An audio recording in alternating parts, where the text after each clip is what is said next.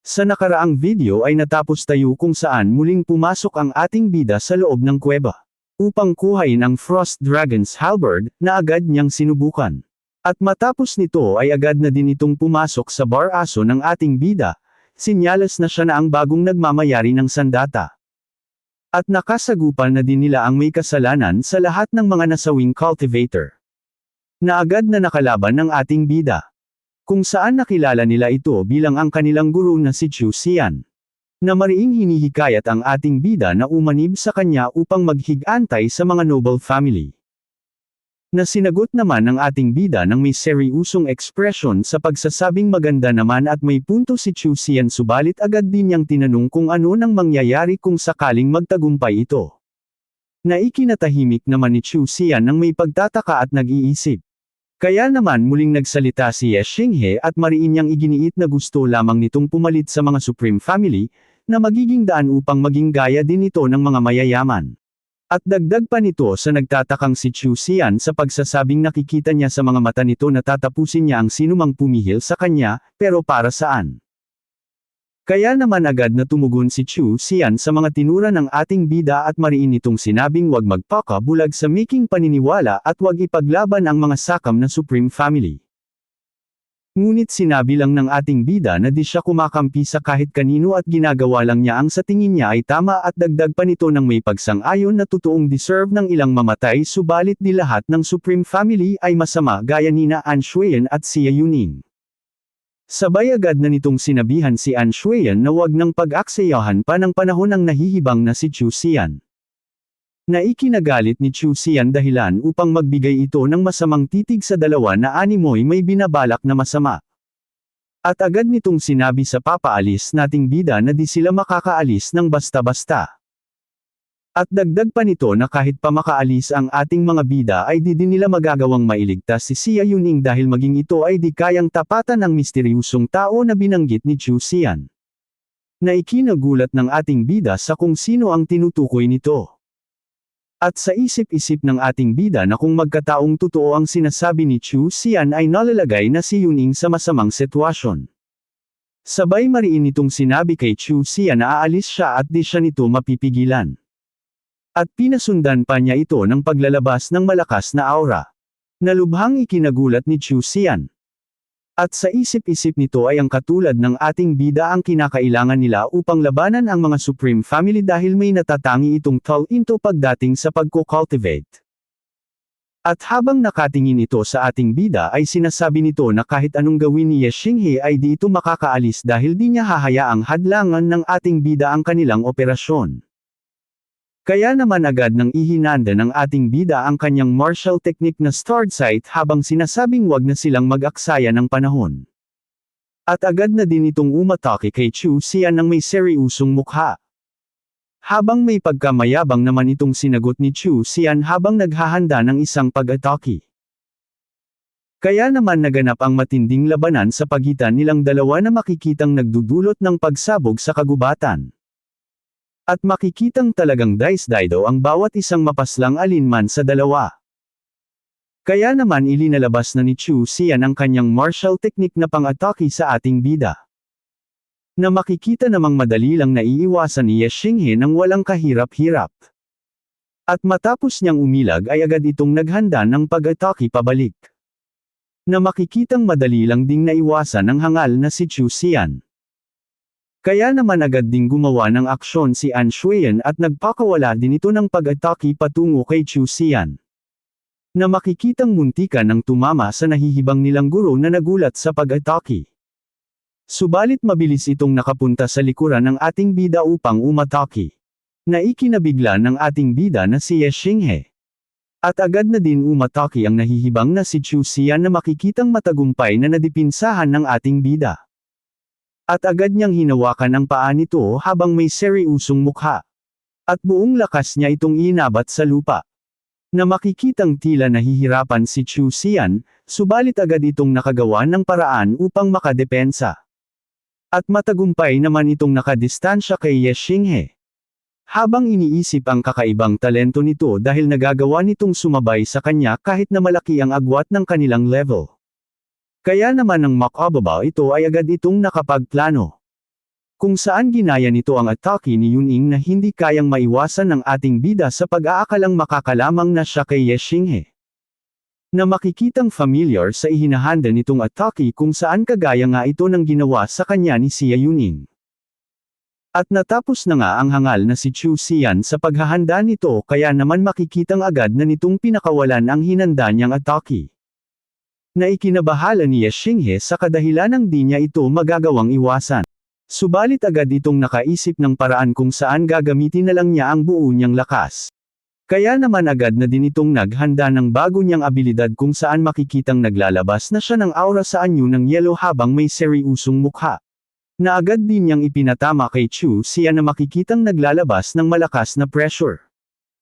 At gulat na gulat dito si Chu Xian dahil di niya akalaing may ganitong abilidad pala ang ating bida na di niya nakitang ginagamit ito nito. Kung saan naglalabas ang kamay ng ating bida nang nagyeilang aura sa anyo ng isang ice dragon.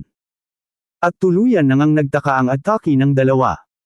Kung saan nagulat si Chu Xian, nang biglang tumagos ang atake ng ating bida sa barrier ni Chu Xian at mabilis nitong pinagyelo ang dibdib nito.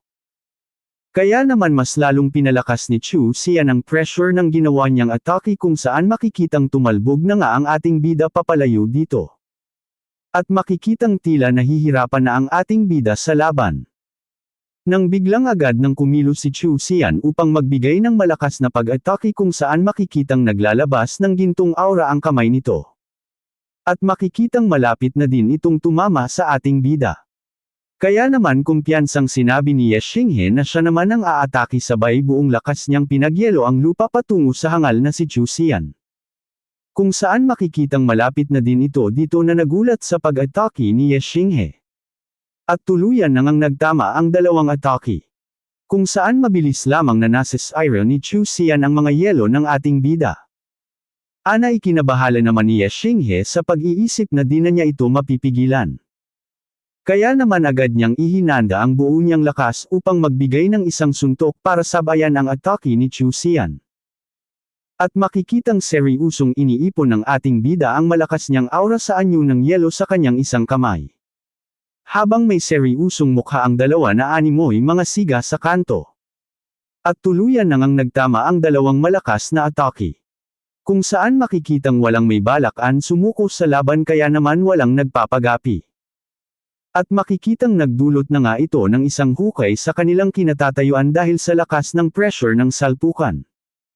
Na maging ang mga ito ang naapektuhan din ng mga pag-atake nila dahilan upang parihas silang tumilapon sa dikalayuan. At naiwan sa gitna ang isang hukay na kagagawa ng mga pag-atake nila. At unang ipinakita ang ating bida na talagang malubha ang natamong pinsala. Na maging si Chu Xian ay may katulad na sitwasyon sa ating bida kung saan tila mas malala pa ang natamo nitong pinsala. At sa isip-isip ng ating bida na nagkapira-piraso ata ang kanyang mga buto kaya naman agad niya itong ginamitan ng kanyang star power upang mabilis na pagalingin. At agad nang lumapit si An Shuyan sa ating bida upang alamin ang kalagayan nito na agad namang tinugunan ni Ye Xinghe sa pagsasabing ayos naman na siya. At biglang umimik naman ang nahihirapang si Chu Xian sa pagsasabing huli na ang lahat para sa kaligtasan ni Yuning. Subalit agad namang tumugon ang ating bida sa pagsasabing ang pakay ng mga ito kay Yuning ay hindi para patayin kundi para kidnapan kaya naman nakakatsak siyang okay lang ito. At mariin pang dagdag ng ating bida na kung magkaganon ay gagamitin nilang bihag si Chu Xian bilang kapalit ni Yuning. Na tinugunan lamang ni Chu Xian ng malakas na pagtawa na ikinabigla nina An Shuyan at Ye Xinghe. Sabay agad nitong sinabi sa dalawa na tama naman ang ating bida na gagamitin nila si Yuning upang takutin ang Northern City Lord subalit nagkakamali ito kung gagamitin nila siyang hostage dahil wala naman siyang halaga. Kaya naman lalong nag-alala si An Shuyan para sa kalagayan ni Yuning. Na tinugunan lamang ni Ye Xinghe sa pagsasabing walang matatakasan ang mga ito dahil sira na ang nag-iisang daan pababa ng bundok kaya may chance pa silang mailigtas si Yuning. Nang biglang may mga cultivator na nagsidatingan, na ikinagulat ng mga ito. At ang mga cultivator na dumating ay ang ibang mga guro kasama ang ilang batang cultivator para sa pangangalaga nila. At agad ng dalawang mentor na napansin ang mga pangyayari na ikinagulat ng mga ito. kung saan makikitang nagre-recover ang ating bida, ang mga bakas ng labanan, at maging ang nahihibang na si Chu Xia na kasalukuyang nahihirapan sa tinamo nitong pinsala na kagagawan ni Ye Xinghe. Kaya naman agad nang nagtanong ang isa pang guro kung anong nangyayari dito at ito ay si Ling Yi na isa ding mentor kasama nila. Kaya naman agad na nagkunwari ang hangal na si Chu Xia na siya ang biktima. At dagdag pa nito nang makita niya ang dalawa ay gusto lang sana niya ang mga itong ibalik sa kanila subalit agad itong umatake sa kanya. Na agad namang tinutulan ni An Shuyan at may pag-aalala nitong sinasabing si Chu Xian mismo ang umatake at ang pakay nila ay si Xia Yuning. Na mariing iginiit ni Chu Xian sa pagsasabing di niya alam ang tinura nito habang nanggagalaiti naman ito sa kanyang isip. At nang biglang may isang patay gutom naman ang nakisingit na kumuha ng atensyon ng lahat ng mga cultivator. At ito ay ang magnanakaw ng panty na si Liang Yu at mariin nitong sinabing talagang sina An Shuyan at Ye Xinghe ang may gawa ng lahat at dagdag pa nito na nakita din niya ang pagpaslang ng mga ito sa tatlong cultivator na kasamahan nila. Sabay tanong sa dalawa kung anong ginawa ng mga ito kay Xia Yuning na ikinagulat naman ng dalawa. Habang makikita naman ang nahihibang na si Chu Xian na may nakakalukong ngiti. Habang makikitang naniwala naman ang mga mangmang na mentor at sinasabi nitong di siya makapaniwala na magagawa ito ng dalawa kahit na malaki ang inaasahan ni Vice Deputy Principal Shu sa kanila. At agad na nitong ipinag-utos na hulihin ang dalawa upang ibalik sa paaralan at intayin ang pasya ng principal sa kanila. Kaya naman makikitang tila na nahimik ang dalawa sa mga kaganapan. Habang muli na namang nakisingit ang magnanakaw ng panty na si Liang Yu sa pagsasabing simula pa lang ay alam na niya ang ugali ng mga ito at gusto niyang makita kung paano si An Shuyan mapoprotektahan ng Eternal Heavenly Supreme Family. Sa pagkampi sa kanyang iniibig na isang hamak na alipin na ikinapula naman ng mukha ni An Shuyan habang may pagkainis sa patay gutom na si Liang Yu. At dagdag pa nito habang nagmumukhang tungaw na tama talaga siya sa pagkakakilala sa mga ito kahit na mukha silang mga inis-inte meron naman silang bahong tinatago. Kaya naman napuno na dito ang ating bida at makikitang tumatayo na ito. At mariin itong pinahihinto ang magnanakaw ng panty na si Liang Yu. Natumugon lang naman sa ating bida nang may pang-asar habang nagmumukhang aso ng kapitbahay. Sabay malakas nitong sinabing hindi na makakaligtas ang ating bida kahit na may taglay itong malakas na martial arts at kung siya ang nasa ganang sitwasyon ay mas pipiliin na lang niyang magpatiwakal. Habang makikita namang tila naiinis na si Ling Yi sa pinaggagawa ni Liang Yu habang makikitang tumatawa sa likuran na animoy nahihibang na. At agad nang nagsalita ni Ling Yi sa pagsasabing dadalhin na nila sila pabalik at kung manlalaban pa ang mga ito ay wala silang magagawa kundi ang maging marahas. Habang ang iba namang student ay nagkakaingayan sa isang gilid at sinasabi pa ng mga itong di sila makapaniwala sa ginawa ni An Shuyan. At dagdag pa ng mga ito na di sila makapaniwalang magagawa nitong pumaslang dahil lang sa nabunyag ang relasyon nila ng ating bida na lubhang ikinaluhan ni An Shuyan. Dahilan upang magsalita na ang ating bida habang nanggagalaiti sa pagsasabing alam niyang di sila maniniwala sa katotohanang kanyang tinuran subalit wala siyang paki sa mga ito. At naglabas na ito ng di kapanipaniwalang aura habang sinasabing aalis siya kasama ni An Shuyan at walang makakapigil sa kanila. Na ikinagulat naman ng mga mentor na nakakaramdam sa makapanindig balahibong aura ng ating bida. At maging ang iba pang mga cultivator sa malapit na tila natakot sa ating bida. Kaya naman matapang na nagsalita si Ling Yi sa pagsasabing di sila masisisi ng ating bida kung magiging silang marahas dito. Kaya naman matapang na tumugon dito si Ye Xinghe at mariin niyang sinabing wala siyang paki kung magiging marahas sila subalit patutumbahin niya ang sinumang harang sa kanilang paglisan. Dahilan upang di makaimak ang mentor nilang si Ling Yi. Na agad na nagbigay ng sinyales sa isa pang mentor upang umatake. Habang makikita namang nanahimik ang mga cultivator sa paligid na maging ang kanilamang ay mayabang na si Liang Yu ay wala din masabi dahil sa takot. At nag-transform na nga ang dalawang mentor na isa ding dragon martial artist na makikitang animoy di makadumi. At agad din ang mga itong sumugod sa ating bida habang sinasabing wala na sa control ang ating bida. Kaya naman naghanda na din ng isang malakas ng suntok ang ating bida. Kung saan sinamahan pa niya ito ng aura ng Frost Dragon's Halberd upang mas palakasin ang kanyang atake. At mukhang ang animoy baboy na may sungay ang unang tatamaan nito dahil makikitang malapit na ito sa ating bida. At mabilis nga itong tumilapon pa balik sa kanyang kasama na nabigla dito habang papasugod. Dahilan upang mapalingon ito sa kanyang kasamahan. Na makikitang wala ng malay dulot ng malakas na atake ni Ye Xinghe. Kaya naman agad na din itong lumapit sa ating bida para gumanti. Subalit agad din itong tinamaan ng ating bida kung saan makikitang umangat ito sa lupa sa lakas ng sila ni Ye Xinghe. Habang may seryusong mukha, at tila nawalan din ng balansi ang isa pang mentor na tinggalagawan ng sipa ni Ye Xinghe. At bumagsak din ito sa di kalayuan habang makikita namang tila di man lang pinagpawisan ang ating bida sa dalawa. Dahilan upang lalong matakot at mabigla ang mga cultivator sa paligid kasama ng patay gutom na si Liang Yu. At habang nakahilata ito sa isip-isip ni Ling Yi ay papaanong ang isang mag-aaral lamang ay mayroon ng napakalakas na kakayahan. Kung saan sa isang atake lamang ng ating bida ay nagawa na nitong mapagsabay na pabagsakin ang kanilang mga mentor. At tatayo pa sana ito nang biglang mariin itong pigilan ng ating bida habang sinasabing wag itong gagalaw. At dagdag pa ng ating bida na animoy demonyo sa likuran na di siya maaawa kung gagalaw pa ito na ikinatakot ng ni Ling Yi. Kaya naman makikitang nanginginig at walang magawa si Ling Yi na nakahandusay. Habang gulat naman ang ibang mga cultivator sa mga nakita nila. At agad nang tinawag ni An Shuyan ang ating bida at agad nitong ipinaalam na nakatakas na ang nahihibang na si Chu Xian.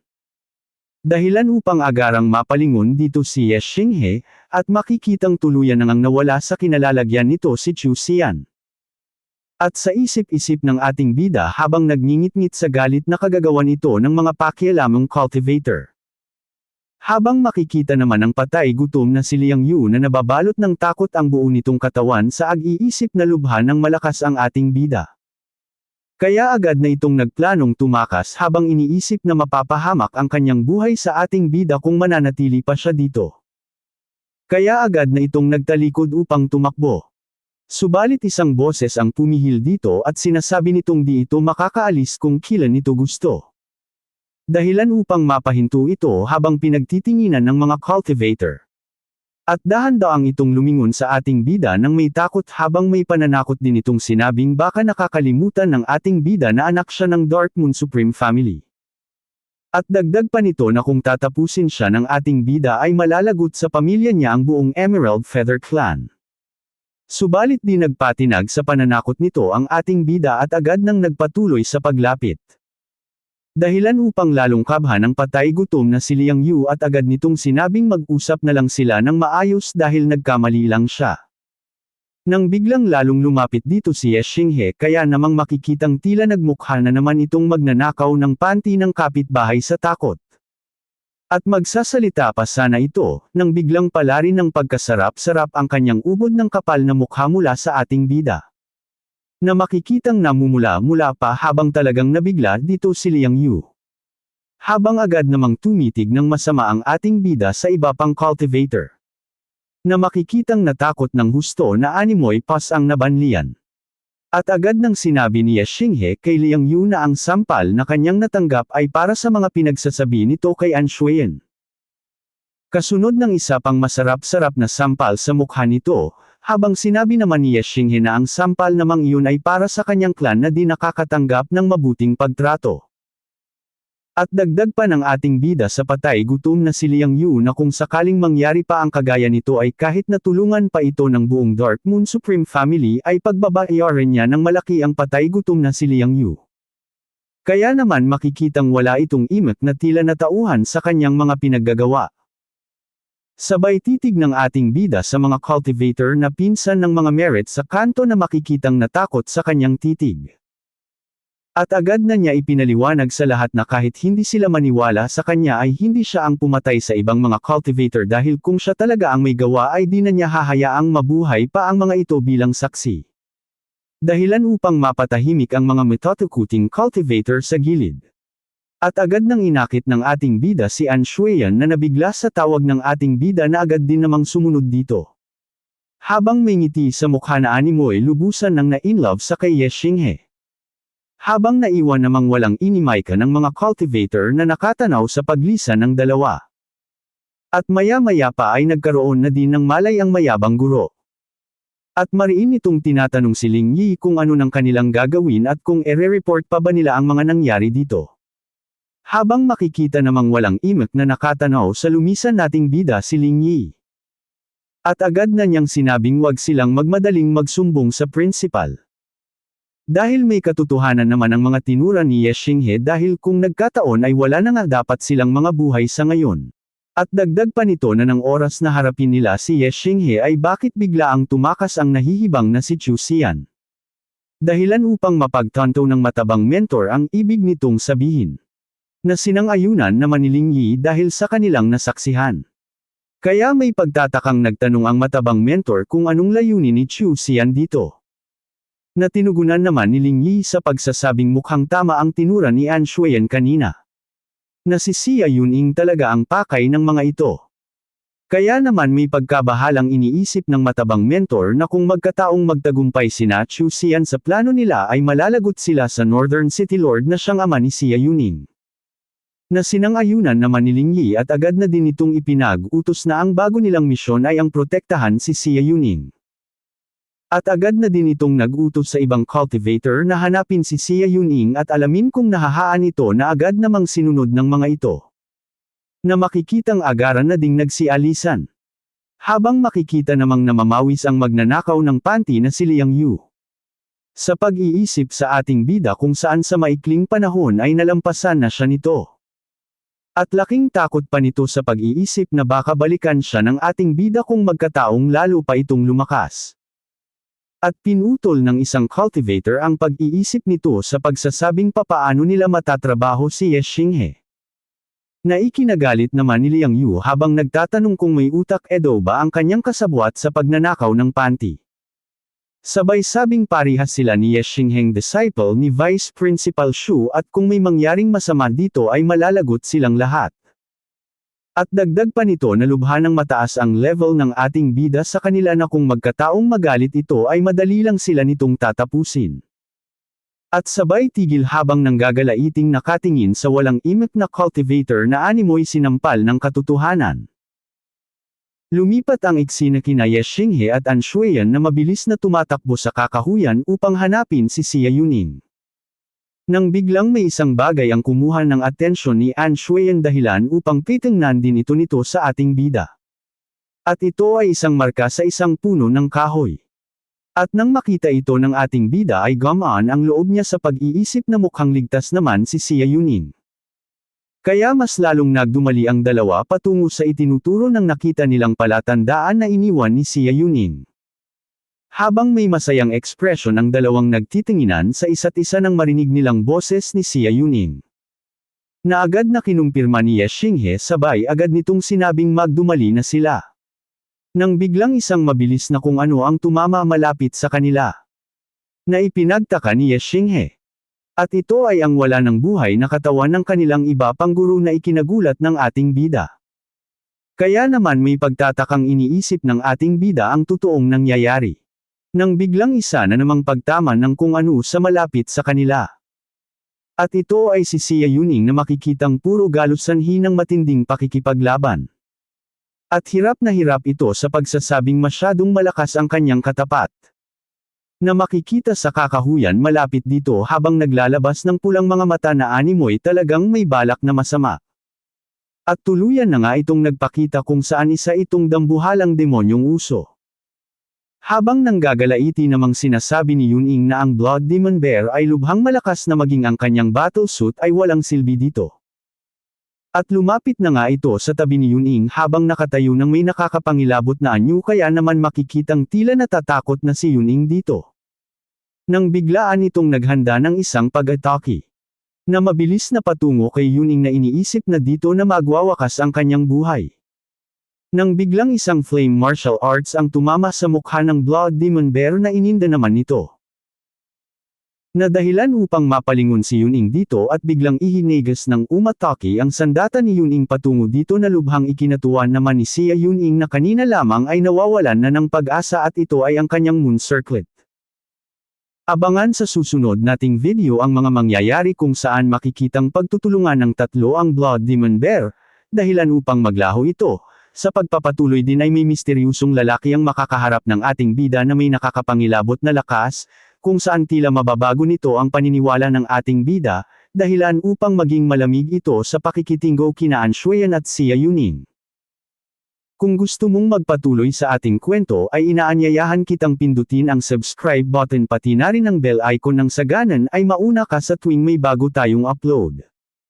Paki-like muna din ang ating video at mag-iwan ka na din ng komento para friends na tayo Lodi.